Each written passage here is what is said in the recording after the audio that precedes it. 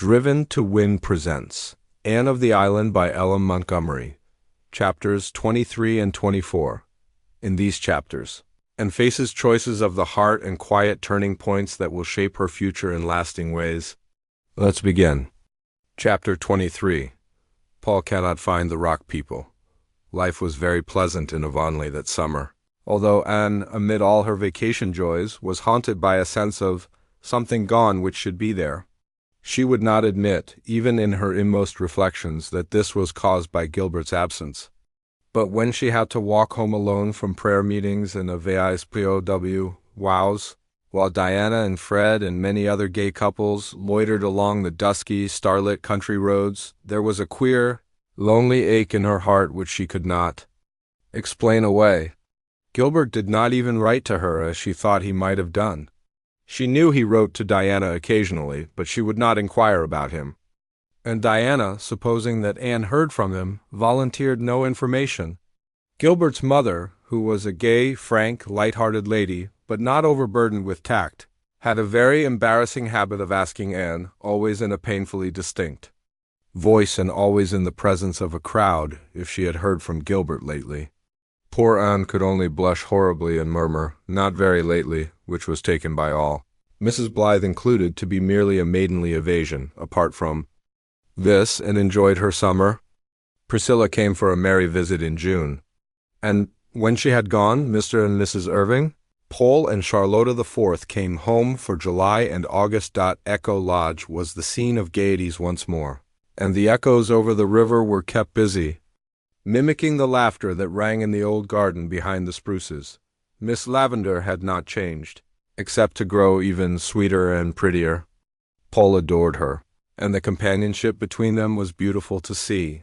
"But I don't call her mother just by itself," he explained to Anne. "You see, that name belongs just to my own little mother, and I can't give it to any one else, teacher.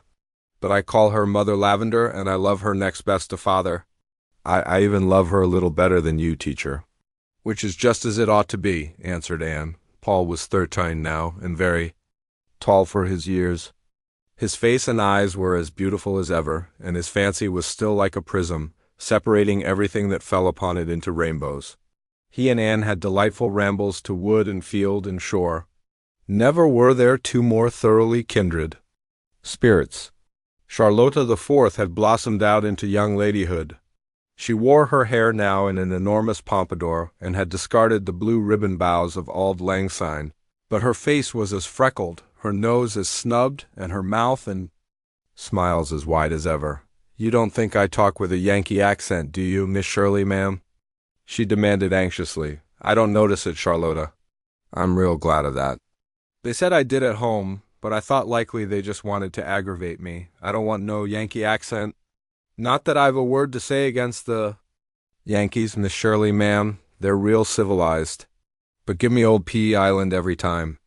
Paul spent his first fortnight with his grandmother Irving in Avonlea. Anne was there to meet him when he came, and found him wild with eagerness to get to the shore. Nora and the Golden Lady and the twin sailors would be there. He could hardly wait to eat his supper. Could he not see Nora's elfin face peering around the point, watching for him wistfully? But it was a very sober Paul who came back from the shore in the twilight. "Didn't you find your rock people?" asked, and Paul shook his chestnut curls sorrowfully. "The twin sailors and the Golden Lady never came at all," he said. "Nora was there, but Nora is not the same, teacher. She is changed." "Oh, Paul, it is you who are changed," said Anne. "You have grown too old for the rock people. They like only children for playfellows. I'm afraid the twin sailors will never again come to you in the pearly, enchanted boat with the sail of moonshine. And the Golden Lady will play no more for you on her golden harp. Even Nora will not meet you much longer. You must pay the penalty of growing up, Paul. You must leave fairyland behind you." "You two talk as much foolishness as ever you did," said old Mrs. Irving, half indulgently, half reprovingly. "Oh, no, we don't," said Anne, shaking her head gravely. "We are getting very, very wise, and it is such a pity we are never half so interesting when we have learned that language is given us to enable us to conceal our thoughts." But it is given us to exchange our thoughts, said Mrs. Irving seriously. She had never heard of Talleyrand and did not understand epigrams, and spent a fortnight of halcyon days at Echo Lodge in the golden prime of August, while there she incidentally contrived to hurry Ludovic Speed in his leisurely courting of Theodora Dix, as related duly in another chronicle of her history. 1. Arnold Sherman, an elderly friend of the Irvings, was there at the same time, and added not a little to the general pleasantness of life. 1 Chronicles of Avonlea. What a nice playtime this has been, said Anne. I feel like a giant refreshed. And it's only a fortnight more till I go back to Kingsport and Redmond. And Patty's Place is the dearest spot, Miss Lavender. I feel as if I had 2 homes, one at Green Gables and one at Patty's Place. But where has the summer gone? It doesn't seem a day since I came home that spring evening with the Mayflowers. When I was little, I couldn't see from one end of the summer to the other. It stretched before me like an unending season. Now, 'tis a handbreadth, 'tis a tale.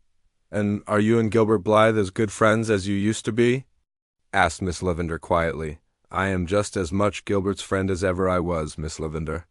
Miss Lavender shook her head. I see something's gone wrong, Anne. I'm going to be impertinent and ask what.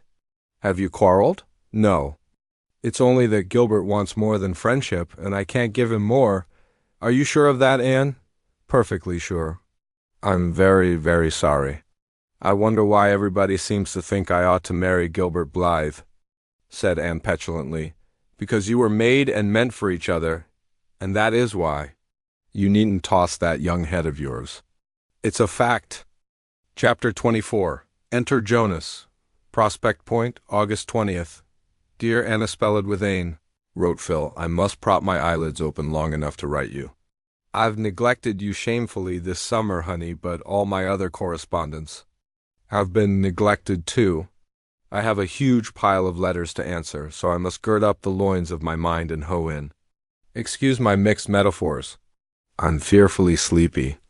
Last night, Cousin Emily and I were calling at a neighbor's. There were several other callers there, and as soon as those unfortunate creatures left, our hostess and her 3 daughters picked them all to pieces.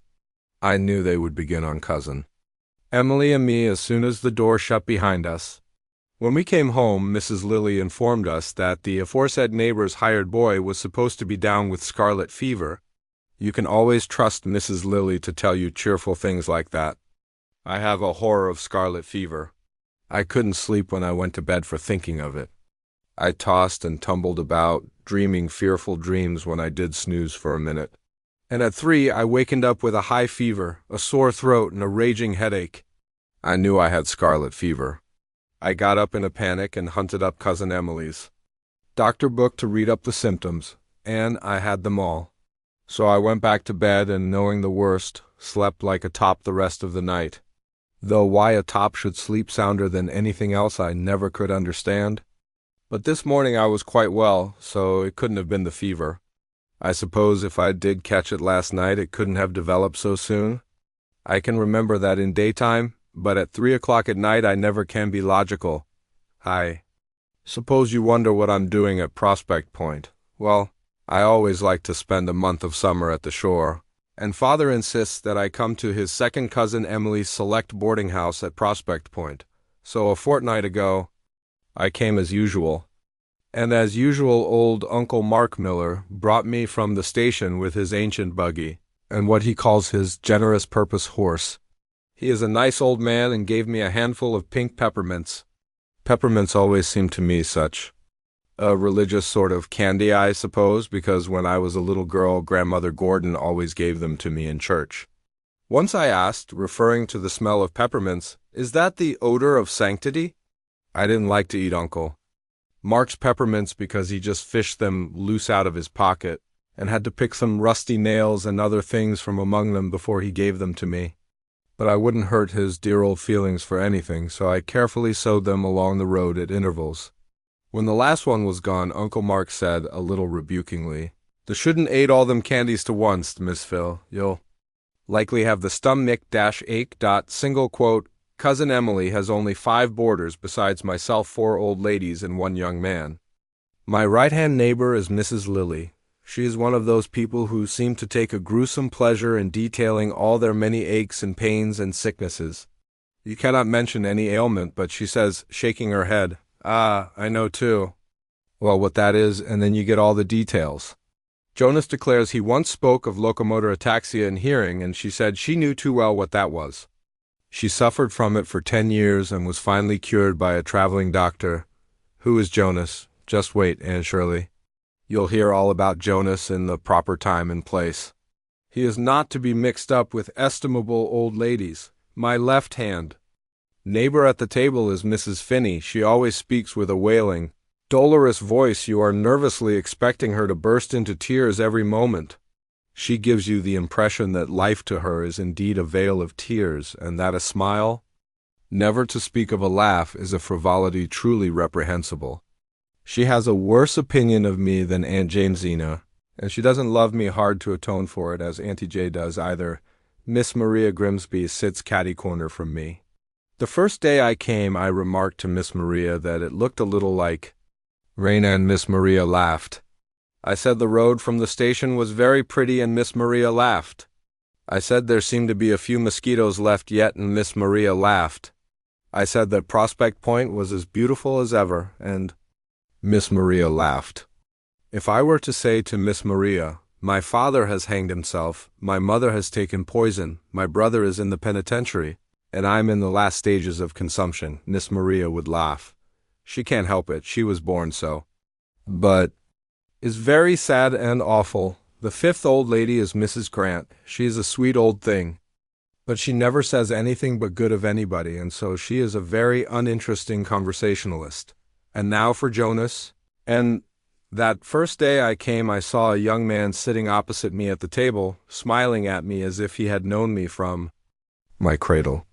I knew, for Uncle Mark had told me, that his name was Jonas Blake, that he was a theological student from St. Columbia, and that he had taken charge of the Point Prospect Mission Church for the summer.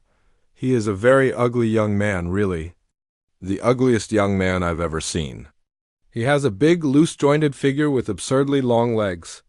His hair is tow-color and lank, his eyes are green, and his mouth is big, and his ears, but I never think about his ears if I can help it.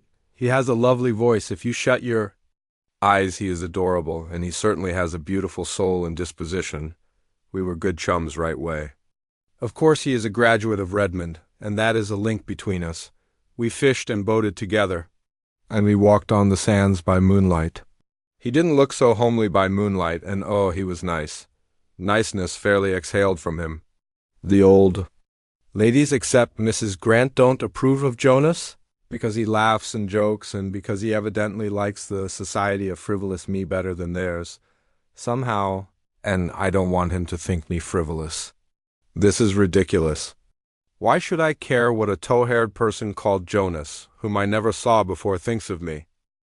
Last Sunday Jonas preached in the village church. I went, of course, but I couldn't realize that Jonas was going to preach. The fact that he was a minister, or going to be one, persisted in seeming a huge joke to me. Double quo, Jonas preached. And by the time he had preached 10 minutes, I felt so small and insignificant that I thought I must be invisible to the naked eye. Jonas never said a word about women, and he never looked at me. But I realized then and there what a pitiful, frivolous, small-souled little butterfly I was, and how horribly different I must be from Jonas' ideal woman. She would be grand and strong and noble. He was so earnest and tender and true. He was everything a minister ought to be. I wondered how I could ever have thought him ugly, but he really is, with those inspired eyes and that intellectual brow which the roughly falling hair hid on weekdays. It was a splendid sermon, and I could have listened to it forever, and it made me feel utterly wretched. Oh, I wish I was like you, Anne. He caught up with me on the road home, and grinned as cheerfully as usual. But his grin could never deceive me again. I had seen the real Jonas. I wondered if he could ever see the real Phil, whom nobody, not even you, Anne, has ever seen yet. Jonas, I said, I forgot to call him Mr. Blake. Wasn't it dreadful? But there are times when things like that don't matter. Jonas, you were born to be a minister. You couldn't be anything else. No, I couldn't, he said soberly. I tried to be something else for a long time. I didn't want to be a minister. But I came to see at last that it was the work given me to do, and God helping me, I shall try to do it." His voice was low and reverent. I thought that he would do his work and do it well and nobly, and happy the woman fitted by nature, and training to help him do it. She would be no feather, blown about by every fickle wind of fancy. She would always know what hat to put on. Probably she would have only one. Ministers never have much money, but she wouldn't mind having one hat or none at all, because she would have Jonas. And Shirley, don't you dare to say or hint or think that I've fallen in love with Mr. Blake. Could I care for a lank, poor, ugly theologue named Jonas? As Uncle Mark says, it's impossible, and what's more, it's improbable. Good night, Pill. P.S. It is impossible, but I'm horribly afraid it's true. I'm happy and wretched and scared. He can never care for me, I know. Do you think I could ever develop into a passable minister's wife, Anne? And would they expect me to lead in prayer? P.G. And that brings chapter 24 to a close. Some feelings are too big for words, yet they find their way onto paper. Join us tomorrow for the next chapters only on Driven to Win.